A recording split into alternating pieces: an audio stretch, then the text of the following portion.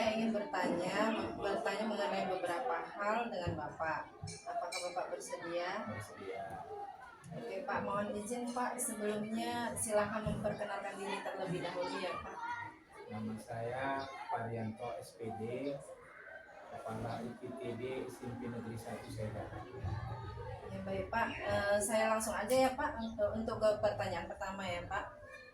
Selama ini bagaimana Bapak mengidentifikasi kasus-kasus yang merupakan dilema etika atau rujukan moral Pak? Biasanya kami melaksanakannya itu membuat satu rapat kecil dari Wapasek, kemudian stakeholder yang berkepentingan seperti BP. Setelah itu nanti kami rumuskan bagaimana cara untuk melaksanakannya secara itu. Oke, berarti melakukan rapat kecil bersama stakeholder seperti BP gitu ya Pak ya. Selama ini bagaimana Bapak menjalankan pengambilan keputusan di sekolah Bapak, terutama untuk kasus-kasus di mana ada dua kepentingan yang sama-sama benar atau sama-sama mengandung nilai kebajikan Pak? Setelah kami melaksanakan rapat kecil tadi seperti Wapasek, BP dan guru wali kelas terutama, kami timbang mana yang sangat penting untuk didulukan. Yang sangat penting itulah yang kami dulukan. Lalu nanti yang keduanya menyusul. Pak, mendahulukan yang lebih penting ya Pak ya. Penting dan bermanfaat yang sangat penting untuk sekolah. Langkah-langkah atau prosedur seperti apa yang biasa Bapak lakukan selama ini? Prosedurnya pertama saya beritahukan kepada Wapasek, kemudian kepada BP, kemudian kepada wali kelas dan guru untuk mengambil keputusan di sekolah tersebut. Hal-hal apa saja yang selama ini Bapak anggap efektif dalam pengambilan keputusan pada kasus-kasus dilema etika? Sebenarnya kalau efektif itu relatif, tapi kalau kita sudah mengambil keputusan dalam rapat, apapun keputusan rapat maka harus dilaksanakan, seperti memberitahukan kepada Wapasek, kepada BP, kepada wali kelas dan kepada guru-guru. Baik Pak. Kemudian hal-hal apa saja yang selama ini merupakan tantangan dalam pengambilan keputusan pada kasus-kasus dilema etika? Tantangannya itu bukan dari intern sekolah, tapi banyak tantangannya itu dari ekstern seperti orang tua. Jadi itu banyak yang artinya mayoritas orang tua itu kurang mengerti dari yang kita berikan peraturan-peraturan. Itu harus disosialisasikan ke orang tua murid dulu, baru ke stakeholder.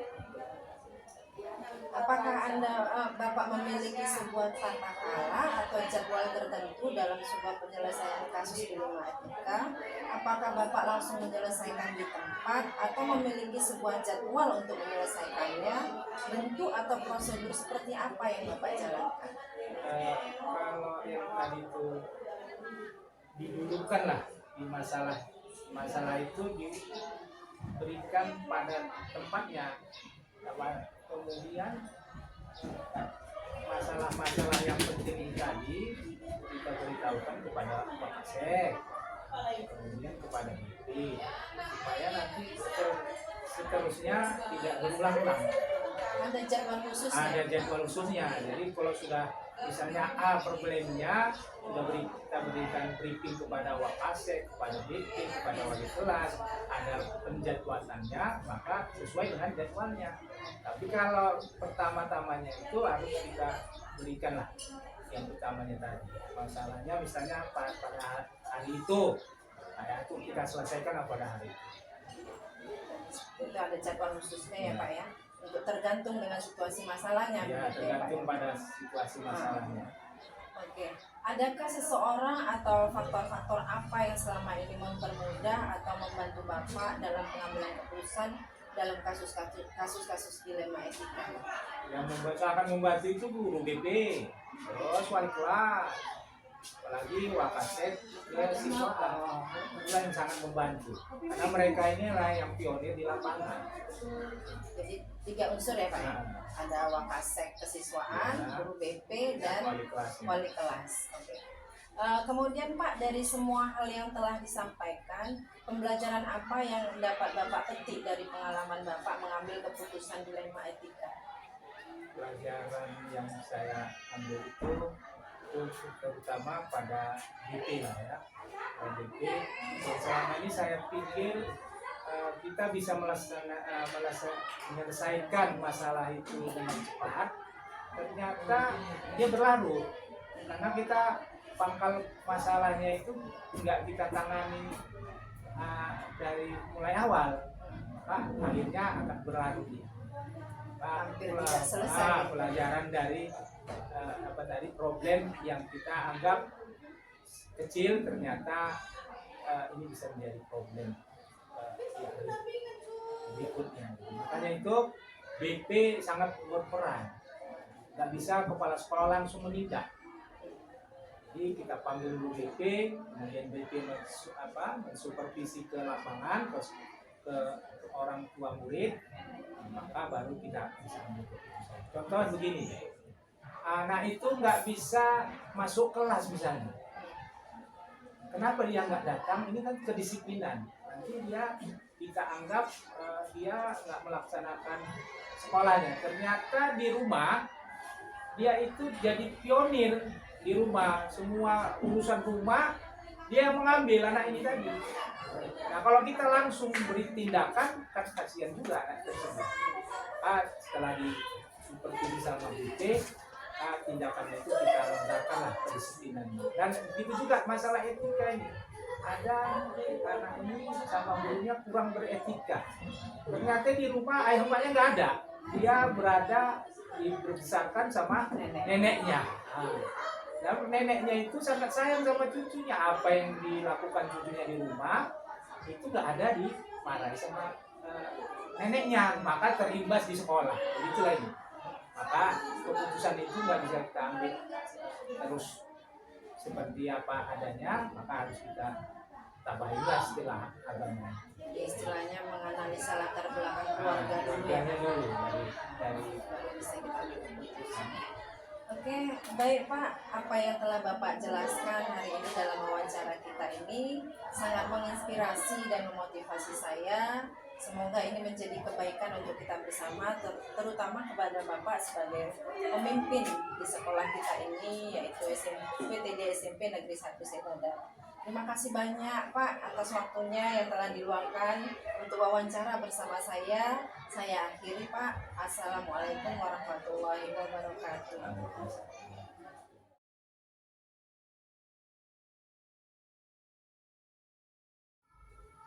Assalamualaikum Pak Zulhan. Waalaikumsalam warahmatullahi wabarakatuh. Bagaimana kabarnya hari ini Pak? Alhamdulillah sehat.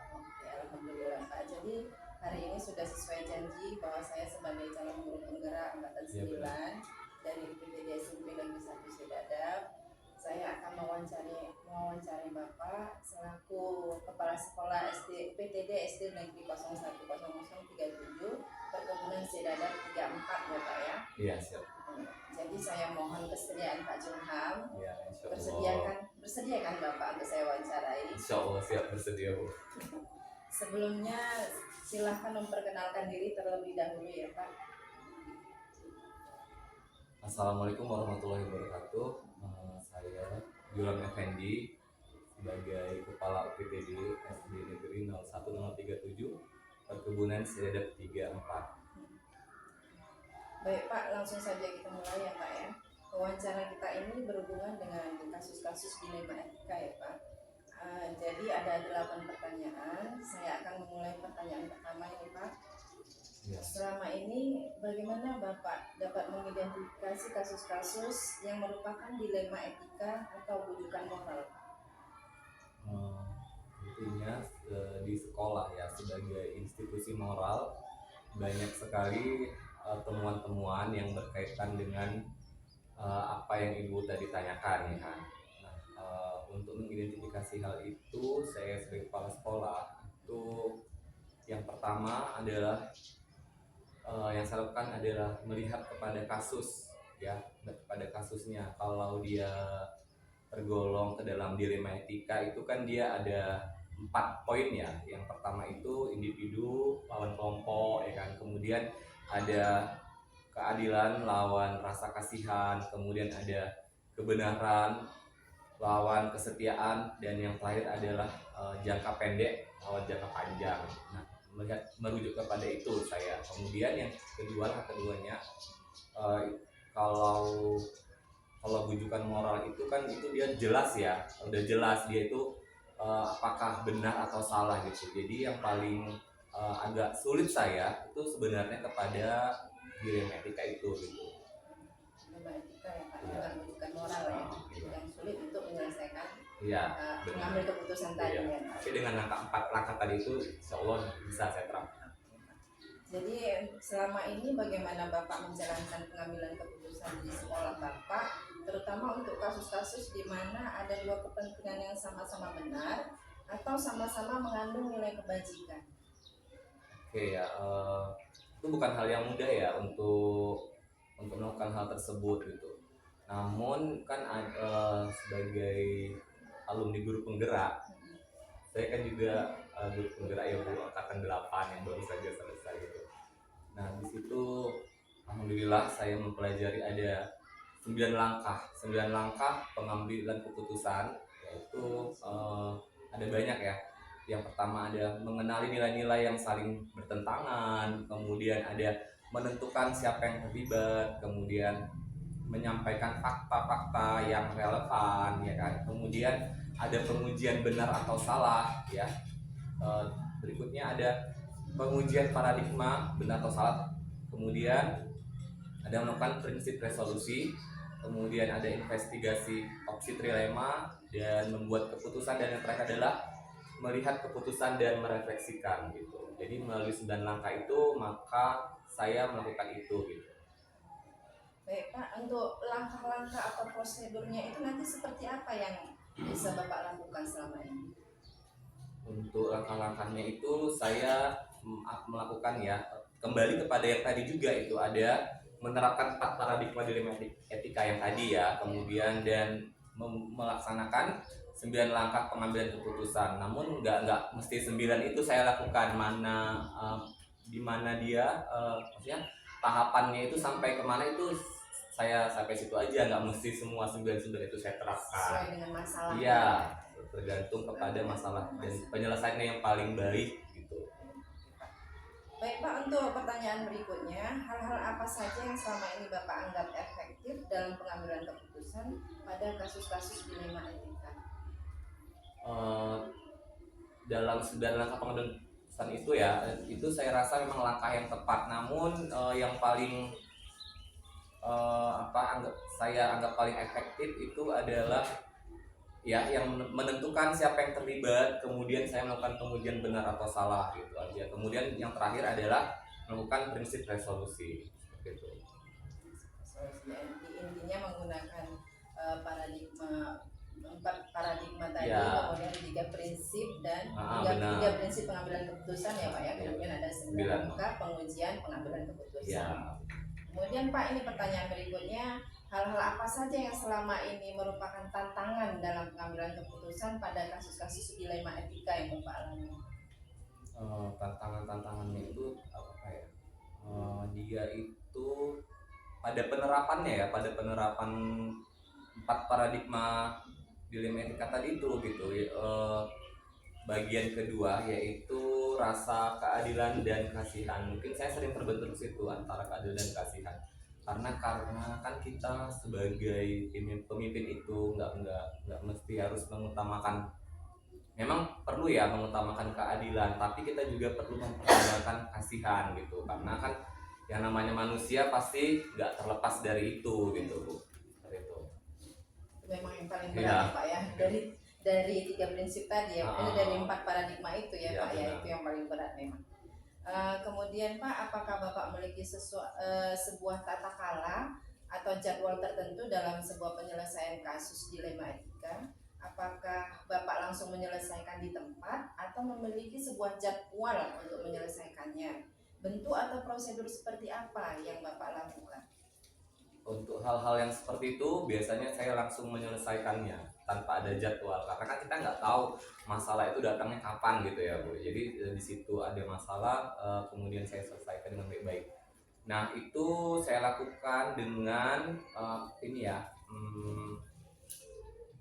prosedurnya yaitu apa tadi, menentukan siapa yang terlibat ya, menentukan siapa yang terlibat, kemudian eh, mengumpulkan fakta-fakta yang relevan. Jadi dengan, menurut saya ya, dengan dua hal itu saya bisa langsung on point melihat siapa sebenarnya ini, apa ya, siapa masalahnya itu gimana gitu. Jadi dengan melakukan dua hal tadi itu. Sumbernya dari Iya. siapa? Oke Pak, pertanyaan berikutnya, adakah seseorang atau faktor-faktor apa yang selama ini Bapak mempermudah ya, yang mempermudah Bapak atau membantu Bapak dalam pengambilan keputusan dalam kasus-kasus dilema etika? Yang sering bantu saya itu ya rekan-rekan kerja saya gitu, rekan kerja ya, karena kan banyak guru-guru ini yang sudah ini ya, sudah senior, pengalaman mereka di dalam memanage masalah itu kan udah banyak ya. Jadi dengan pengalaman-pengalaman itu saya bisa sharing, bertukar pikiran kepada rekan-rekan gitu, gimana menemukan solusinya seperti itu. Artinya walaupun sebagai pemimpin kita nggak bisa Mm-mm. memutuskan sesuatu sendiri ya, Iya, kita benar. harus sharing dengan yang lebih berpengalaman. Ya benar. Oke Pak, untuk berikutnya Pak, ini pertanyaan terakhir mungkin Pak ya. Dari semua hal yang telah disampaikan tadi, pembelajaran apa yang dapat Bapak petik dari pengalaman Bapak dalam mengambil keputusan tersebut di dalam kasus dilema etika ini? Oke ya, jadi sebagai seorang pemimpin, kita yang pertama itu harus banyak belajar, harus banyak menggali informasi dari siapapun gitu. Terutama dalam modul-modul yang ada di program Guru Tunggal itu luar biasa ya, saya rasa itu, dan nggak saya temui di tempat-tempat lain. Karena memang benar-benar dari modul 1, modul 2, modul 3 itu luar biasa sekali. Nah, pada modul 3.1 itulah ya, khususnya saya temukan ini gitu. Ada 4 paradigma, kemudian ada 9 pengambil keputusan. Apalagi tadi apa Bu? 3 langkah, 3 prinsip ya. pengambilan keputusan. Nah, itu menjadikan saya ya, bekal saya untuk memanage itu gitu. Ditambah lagi dengan sumber daya manusia yang ada di sekolah tempat saya bekerja ini. Jadi dengan berkolaborasi dengan mereka gitu, insya Allah bisa untuk mengatasi hal-hal yang menjadi masalah seperti itu. Baik Pak. Jadi wawancara kita ini, bincang-bincang kita ini hari ini saya rasa cukup bermanfaat ya Pak ya. Oke, terima Bagi kasih saya Bu Susi. sangat memotivasi. Kemudian semoga ini menjadi kebaikan untuk Bapak, menjadi Amin. kebaikan untuk Bapak karena sudah membantu saya meluangkan waktunya untuk bisa saya wawancarai ya Pak ya. Jadi Bapak sebagai pemimpin UPTD SD Negeri 01 0037 ya Pak, perkebunan Sedadak 34. Saya mengucapkan banyak terima kasih Sama-sama Pak, Ibu. karena Bapak sudah meluangkan waktu banyak untuk saya, membantu saya, dan saya akhiri. Assalamualaikum warahmatullahi wabarakatuh. Waalaikumsalam warahmatullahi wabarakatuh. Terima kasih Pak ya.